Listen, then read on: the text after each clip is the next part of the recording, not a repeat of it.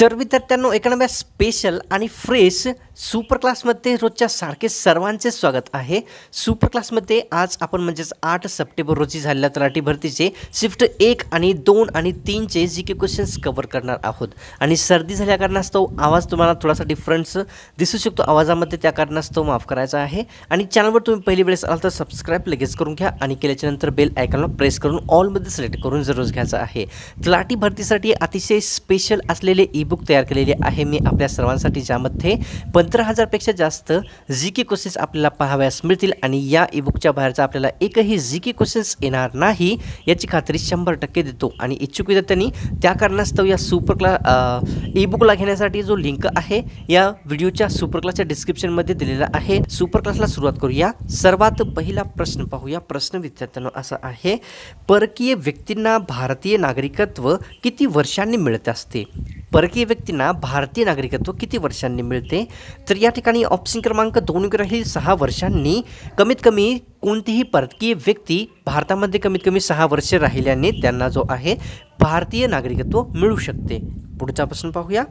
भारतीय जनगणनेमध्ये एकूण किती प्रश्न विचारले जातात ते सांगायचं आहे। भारतीय जनगणनेमध्ये एकूण किती प्रश्न विचारले जातात? आणि 2011च्या जनगणनेनुसार विद्यार्थ्यांना मी आपल्याला सांगू इच्छितो की भारतीय जनगणनेमध्ये कमीत कमी म्हणजेच पाहून घ्या की 29 प्रश्न विचारले गेले होते। 29 प्रश्न 2011च्या जनगणनेनुसार। आणि 2021 मध्ये जी जनगणना होणार होती तिला 2023 पर्यंत टाळलं गेलं आहे। आणि या 2023 पर्यंत झालेल्या जनगणनेमध्ये 31 प्रश्न विचारले जाणार आहेत। पहा, 31 प्रश्न विचारले जाणार आहेत। 2011चं उत्तर आहे 29 प्रश्न विचारले गेले होते। पुढचा प्रश्न पाहूया। महर्षी कर्वे यांना भारतरत्न पुरस्कार कोणत्या वर्षी देण्यात आलेला होता? कोणाला महर्षी कर्वे यांना भारतरत्न पुरस्कार कोणत्या वर्षी देण्यात आलेला होता? तर विद्यार्थ्यांनो ऑप्शन क्रमांक आपल्यासमोर 2 राहील 1958 या वर्षी महर्षी कर्वे यांना भारतरत्न हा पुरस्कार देण्यात आलेला आहे। पुढचा प्रश्न पाहूया। तिहेरी तलाक कायदा कोणत्या वर्षी लागू करण्यात आलेला आहे? मुस्लिम समाजातील तिहेरी तलाक जो कायदा आहे कोणत्या वर्षापासून लागू करण्यात आलेला आहे? तर विद्यार्थ्यांनो ऑप्शन क्रमांक 4 राहील 19 सप्टेंबर 2018 पासून तिहेरी तलाक कायदा मुस्लिमांसाठी लागू करण्यात आलेला आहे। पुढचा प्रश्न पाहूया। सीखो और कमाओ ही योजना भारतातील कोणत्या राज्याने सुरू केलेली आहे? कोणती योजना? सीखो और कमाओ ही योजना भारतातील कोणत्या राज्य सरकारने सुरू केली आहे? तर या ठिकाणी ऑप्शन क्रमांक 3 राहील मध्य प्रदेश राज्य सरकारने सीखो और कमाओ ही योजना 2023 मध्ये सुरू केलेली आहे। पुढचा प्रश्न पाहूया। गीर अभयारण्य भारतातील कोणत्या राज्यात येते ते सांगायचं आहे। गीर अभयारण्य भारतातील कोणत्या राज्यात येते? तर या ठिकाणी ऑप्शन क्रमांक 2 राहील भारतातील गुजरात या राज्यामध्ये विद्यार्थ्यांनो गीर हे अभयारण्य स्थित आहे। आणि हे कोणत्या प्राण्यासाठी प्रसिद्ध आहे? तर सिंहासाठी हे अभयारण्य विद्यार्थ्यांनो प्रसिद्ध आहे, आसियन सिंहासाठी है ना। आणि या ठिकाणी पाहूया पुढचा प्रश्न आपल्यासमोर काय आहे। 2023 मध्ये भालाफेक या स्पर्धेत प्रथम क्रमांकावर कोणता व्यक्ती किंवा खेळाडू आहे ते सांगायचं आहे। 2023 मध्ये भालाफेक स्पर्धेमध्ये कोण प्रथम क्रमांकावर आहे? तर विद्यार्थ्यांनो ऑप्शन क्रमांक 3 राहील नीरज चोपडा यांनी 2023 मध्ये भालाफेक या स्पर्धेत प्रथम क्रमांकावर असलेले खेळाडू आहेत। पुढचा प्रश्न पाहूया। ही पुस्तकावर आहे विद्यार्थ्यांनो, पुस्तक आहे coaching beyond my days with Indian cricket team. या पुस्तकाचे लेखक कोण आहेत ते सांगायचं आहे। Coaching beyond my days with Indian cricket team या प्रसिद्ध पुस्तकाचे लेखक कोण आहेत? तर विद्यार्थ्यांनो ऑप्शन क्रमांक 4 राहील या प्रसिद्ध पुस्तकाचे जे लेखक व्यक्ती आहेत, ऑप्शन क्रमांक 3 योग्य आहे, आर कौशिक यांनी हे प्रसिद्ध पुस्तक लिहिलेले आहे, लक्षात ठेवा। पुढचा प्रश्न पाहूया। यायात्सो हे जैवविविधता स्थळ भारतातील कोणत्या राज्यामध्ये किंवा केंद्रशासित प्रदेशामध्ये स्थित आहे? कोणते? यायात्सो जैवविविधता स्थळ भारतातील कोणत्या केंद्रशासित किंवा राज्यामध्ये स्थित आहे ते सांगायचं आहे। तर ऑप्शन क्रमांक 2 राहील भारतातील लडाख या केंद्रशासित प्रदेशामध्ये यायात्सो हे जैवविविधता स्थळ स्थित आहे। पुढचा प्रश्न पाहूया। हमारी धरोहर ही योजना कोणत्या मंत्रालयाने सुरू केलेली आहे? योजना आहे हमारी धरोहर ही योजना कोणत्या राज्य मंत्रालयाकडून सुरू करण्यात आलेली आहे? तर या ठिकाणी ऑप्शन क्रमांक विद्यार्थ्यांनो आपल्यासमोर 1 राहील अल्पसंख्याक मंत्रालयातर्फे हमारी धरोहर ही प्रसिद्ध योजना सुरू करण्यात आलेली आहे. उचल्या या प्रसिद्ध कादंबरीचे लेखक खालीलपैकी कोण आहेत? कादंबरी आहे उचल्या या कादंबरीचे लेखक कोण आहेत? तर ऑप्शन क्रमांक 3 योग्य राहील. लक्ष्मण गायकवाड यांनी उचल्या या प्रसिद्ध कादंबरीचे लेखक व्यक्ती आहेत. पुढचा प्रश्न पाहूया. बालविवाह बंदी कोणत्या कायद्याअंतर्गत करण्यात आलेली होती? बालविवाह बंदी खालीलपैकी कोणत्या कायद्याअंतर्गत करण्यात आली होती? तर ऑप्शन क्रमांक 2 राहील. शारदा कायदा या कायद्याअंतर्गत बालविवाह बंदी ही करण्यात आलेली होती विद्यार्थ्यांनो. पुढचा प्रश्न पाहूया. उपरा या प्रसिद्ध कादंबरीचे लेखक खालीलपैकी कोणते व्यक्ती आहेत? कादंबरी आहे उपरा या प्रसिद्ध कादंबरीचे लेखक कोण आहेत? तर ऑप्शन क्रमांक 1 राहील. लक्ष्मण माने उपरा या प्रसिद्ध कादंबरीचे लेखक व्यक्ती आहेत. पाहूया पुढचा प्रश्न. या ठिकाणी केसर ए हिंद ही पदवी खालीलपैकी कोणत्या महिलेला देण्यात आलेली होती? पदवी आहे केसर ए हिंद ही खालीलपैकी कोणत्या महिला व्यक्तींना देण्यात आली होती? तर ऑप्शन क्रमांक 3 राहील. पंडिता रमाबाई यांना केसर ए हिंद ही पदवी देण्यात आलेली होती. पाहूया पुढचा प्रश्न. 1898 मध्ये हिंदू कॉलेजची स्थापना कोणी केलेली होती? कोणत्या वर्षी? 1898 मध्ये हिंदू कॉलेजची स्थापना खालीलपैकी कोणी केलेली होती? तर ऑप्शन क्रमांक 2 राहील. ॲनी बेझंटे यांच्यामार्फत 1898 मध्ये हिंदू कॉलेजची स्थापना करण्यात आलेली होती. पाहूया पुढचा प्रश्न. 13 डिसेंबर 1946 रोजी उद्दिष्टांचा ठराव हा कोणत्या व्यक्तींमार्फत मांडण्यात आलेला होता? कोणत्या दिवशी? 13 डिसेंबर 1946 रोजी उद्दिष्टांचा ठराव खालीलपैकी कोणी मांडला होता? तर ऑप्शन क्रमांक 3 योग्य राहील. पंडित नेहरू यांनी 13 डिसेंबर 1946 रोजी उद्दिष्टांचा ठराव मांडलेला होता. पाहूया पुढचा प्रश्न.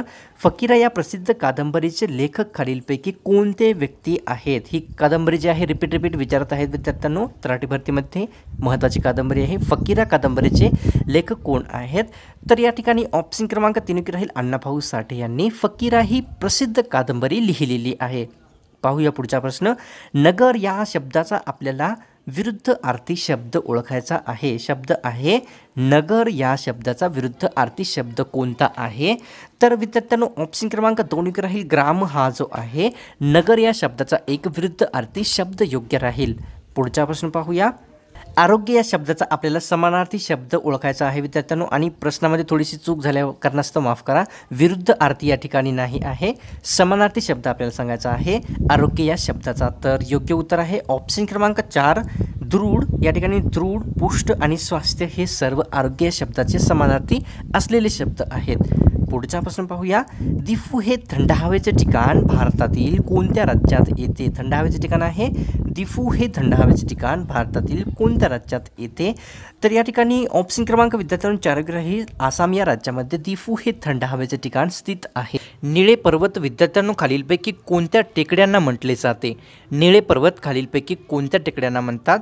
तर ऑप्शन क्रमांक 4 राहील. निलगिरी टेकड्यांना जे आहे निळे पर्वत असे म्हटले जाते. पुढचा प्रश्न पाहूया. पंडित जवाहरलाल नेहरू राष्ट्रीय काँग्रेसच्या कोणत्या अधिवेशनाचे अध्यक्ष नव्हते ते सांगायचं आहे?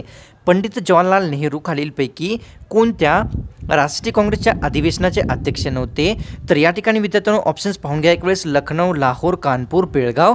तर ऑप्शन क्रमांक 4 राहील. बेळगाव या ठिकाणी भरलेल्या राष्ट्रीय काँग्रेसच्या अधिवेशनाचे अध्यक्ष पंडित नेहरू यांनी नव्हते. तर बेळगावचे जे अध्यक्ष होते ते महात्मा गांधी यांनी होते.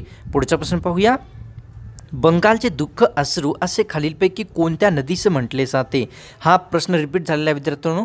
बंगालचे दुःख अश्रू असे खालीलपैकी कोणत्या नदीस म्हणतात? तर ऑप्शन क्रमांक 3 राहील. दामोदर नदीला बंगालचे दुःख अश्रू म्हटले जाते. पुढचा प्रश्न पाहूया. पंडिता रमाबाई यांनी 1889 मध्ये या ठिकाणी विधवांसाठी खालीलपैकी कोणती संस्था स्थापन केलेली होती? पंडिता रमाबाई यांनी 1889 मध्ये विधवांसाठी कोणती संस्था स्थापन केलेली होती? तर ऑप्शन क्रमांक 3 राहील. शारदा सदन ही संस्था 1889 मध्ये विधवांसाठी पंडिता रमाबाई यांनी स्थापन केलेली होती. पुढचा प्रश्न पाहूया. अग्निपंख या प्रसिद्ध पुस्तकाचे लेखक खालीलपैकी कोणते व्यक्ती आहेत? पुस्तक आहे अग्निपंख या प्रसिद्ध पुस्तकाचे लेखक खालीलपैकी कोण आहेत? तर ऑप्शन क्रमांक 2 राहील. APJ अब्दुल कलाम यांनी अग्निपंख हे प्रसिद्ध पुस्तक लिहिलेले आहे. पुढचा प्रश्न पाहूया. छावा हे अतिशय प्रसिद्ध पुस्तक खालीलपैकी कोणत्या व्यक्तींचे आहे? छावा हे प्रसिद्ध पुस्तक खालीलपैकी कोणत्या व्यक्तींनी लिहिलेले आहे? ऑप्शन क्रमांक 2 राहील. शिवाजी सावंत यांनी छावा हे अतिशय प्रसिद्ध पुस्तक लिहिलेले आहे. पुढचा प्रश्न पाहूया. भारतातील सर्वात जास्त लोकसंख्येची घनता असलेला केंद्रशासित प्रदेश आपल्याला सांगायचा आहे. भारतातील सर्वात जास्त लोकसंख्येची घनता असलेला केंद्रशासित प्रदेश कोणता आहे? तर ऑप्शन क्रमांक विद्यार्थ्यांना 2 योग्य राहील. दिल्ली हा केंद्रशासित प्रदेश भारतामध्ये सर्वात जास्त लोकसंख्येची घनता असलेला केंद्रशासित प्रदेश आहे. पुढचा प्रश्न पाहूया. अल्पसंख्याक महिलांच्या नेतृत्व गुण विकसित करण्यासाठी खालीलपैकी कोणती योजना आहे? अल्पसंख्याक महिलांचे नेतृत्व गुण विकसित करण्यासाठी खालीलपैकी कोणती योजना आहे? तर ऑप्शन क्रमांक 2 योग्य राहील. नई रोशनी ही योजना विद्यार्थ्यांनो अल्पसंख्याक महिलांचे नेतृत्व गुण विकसित करण्यासाठी एक सुरू केलेली योजना आहे. पाहूया पुढचा प्रश्न. 2023 मध्ये EPF किती टक्के झालेला आहे ते सांगायचं आहे. 2023 मध्ये EPF हा किती टक्के झालेला आहे? तर ऑप्शन क्रमांक 3 योग्य राहील विद्यार्थ्यांनो. 8.15% एवढा 2023 मध्ये EPF करण्यात आलेला आहे. पुढचा प्रश्न पाहूया. फॉरवर्ड ब्लॉक या पक्षाची स्थापना कोणत्या वर्षी करण्यात आलेली होती? कोणता पक्ष? फॉरवर्ड ब्लॉक हा पक्ष, या पक्षाची स्थापना कोणत्या वर्षी करण्यात आलेली होती?